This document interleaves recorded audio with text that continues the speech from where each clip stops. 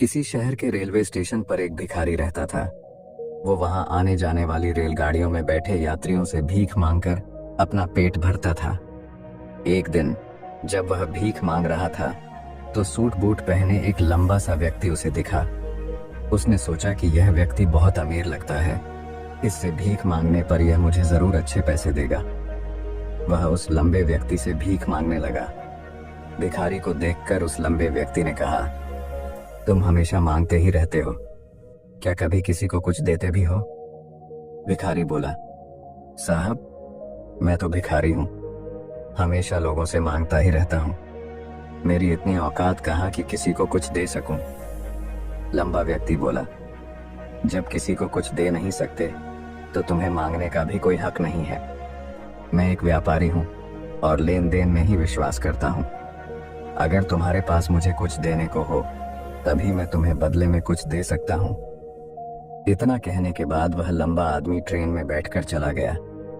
इधर भिखारी उसकी कही गई बात के बारे में सोचने लगा। उस लंबे व्यक्ति के द्वारा कही गई बात उस भिखारी के दिल में उतर गई। वह सोचने लगा कि शायद मुझे भीख में अधिक पैसा इसीलिए नहीं मिलता क्योंकि मैं उसके बदले में किसी को कुछ दे नहीं पाता हूँ। लेकिन मैं तो भिखारी हूँ, किसी को कुछ देने लायक भी नहीं हूँ। लेकिन कब तक मैं लोगों को बिना कुछ दिए केवल मांगता ही रहूंगा। बहुत सोचने के बाद उस भिखारी ने निर्णय किया कि जो भी व्यक्ति उसे भीख देगा उसके बदले में वह भी उस व्यक्ति को कुछ जरूर देगा। लेकिन अब उसके दिमाग में यह प्रश्न चल रहा था कि वह खुद भिखारी है तो भीख के बदले में वह दूसरों को क्या दे सकता है। इस बात को सोचते हुए 2 दिन हो गए, लेकिन उसे अपने प्रश्न का कोई उत्तर नहीं मिला था। तीसरे दिन जब वह स्टेशन के पास बैठा हुआ था तभी उसकी नजर कुछ फूलों पर पड़ी जो स्टेशन के आसपास के पौधों पर खिल रहे थे। उसने सोचा, क्यों ना मैं लोगों को भीख के बदले कुछ फूल दे दिया करूं। उसको अपना यह विचार अच्छा लगा और उसने वहां से कुछ फूल तोड़ लिए। अब वह ट्रेन में भीख मांगने पहुंचा। अब जब भी कोई उसे भीख देता तो उसके बदले में वह भीख देने वाले को कुछ फूल दे देता। उन फूलों को लोग खुश होकर अपने पास रख लेते थे। अब भिखारी रोज फूल तोड़ता और भीख के बदले में उन फूलों को लोगों में बांट देता था। कुछ ही दिनों में उसने महसूस किया कि अब उसे बहुत अधिक लोग भीख देने लगे हैं। वह स्टेशन के पास के सभी फूलों को तोड़ लाता था। जब तक उसके पास फूल रहते थे तब तक उसे बहुत से लोग भीख देते थे, लेकिन जब फूल बांटते बांटते खत्म हो जाते तो उसे भीख भी नहीं मिलती थी। अब रोज ऐसा ही चलता रहा।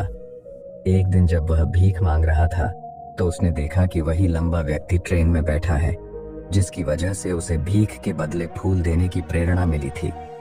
वह तुरंत उस व्यक्ति के पास पहुंच गया और भीख मांगते हुए बोला, आज मेरे पास आपको देने के लिए कुछ फूल हैं। आप मुझे भीख दीजिए तो बदले में मैं आपको कुछ फूल दूंगा।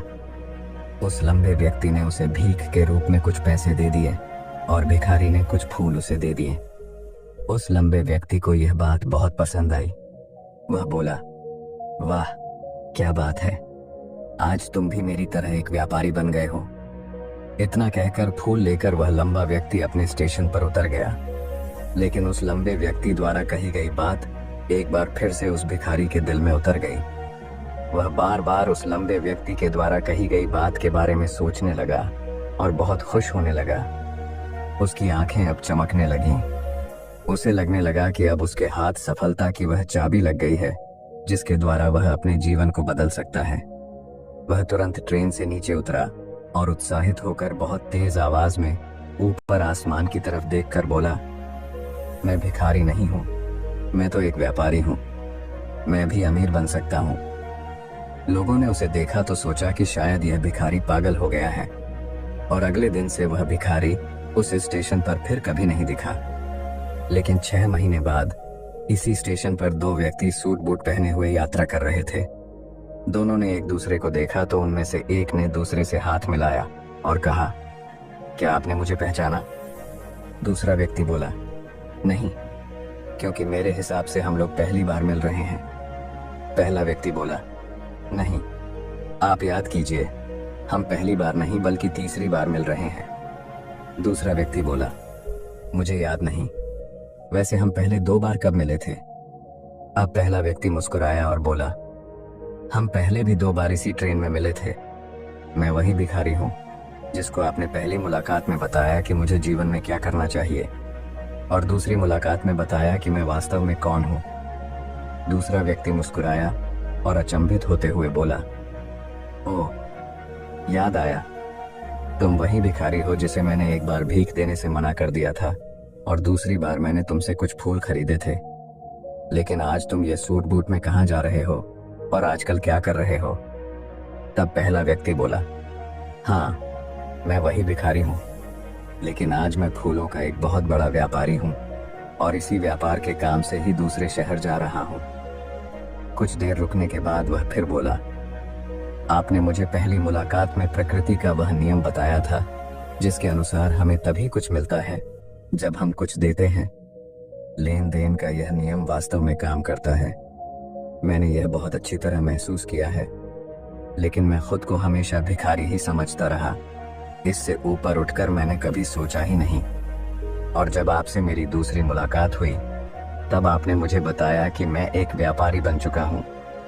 अब मैं समझ चुका था कि मैं वास्तव में एक भिखारी नहीं बल्कि व्यापारी बन चुका हूँ। मैंने समझ लिया था कि लोग मुझे इतनी भीख क्यों दे रहे हैं, क्योंकि वह मुझे भीख नहीं दे रहे थे बल्कि उन फूलों का मूल्य चुका रहे थे।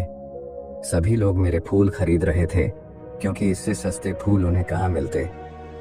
मैं लोगों की नज़रों में एक छोटा व्यापारी था, लेकिन मैं अपनी नज़रों में एक भिखारी ही था। आपके बताने पर मुझे समझ आ गया कि मैं एक छोटा व्यापारी हूँ। मैंने ट्रेन में फूल बांटने से जो पैसे इकट्ठे किए थे उनसे बहुत से फूल खरीदे और फूलों का व्यापारी बन गया। यहाँ के लोगों को फूल बहुत पसंद है और उनकी इसी पसंद ने मुझे आज फूलों का एक बहुत बड़ा व्यापारी बना दिया। दोनों व्यापारी अब खुश थे और स्टेशन आने पर साथ उतरे और अपने अपने व्यापार की बात करते हुए आगे बढ़ गए। दोस्तों, इस कहानी से हमें बहुत कुछ सीखने को मिलता है। कहानी में लंबा व्यापारी गिव एंड टेक के नियम को बहुत अच्छी तरह जानता था। दुनिया के सभी बड़े व्यापारी इसी जीवन के नियम का उपयोग करके सफल हुए हैं। इस फॉर्मूले को उसने भिखारी को भी बताया। भिखारी ने इस प्राकृतिक नियम को अपना लिया और इसका असर उसके जीवन में साफ दिखाई देने लगा। उसने अपनी सोच बदली और उसकी जिंदगी बदल गई। यह कहानी हमें बताती है कि हम यदि अपनी सोच बदल लें तो कुछ भी हासिल किया जा सकता है। यदि हम खुद को छोटा समझते रहेंगे तो हम हमेशा छोटे ही बने रहेंगे।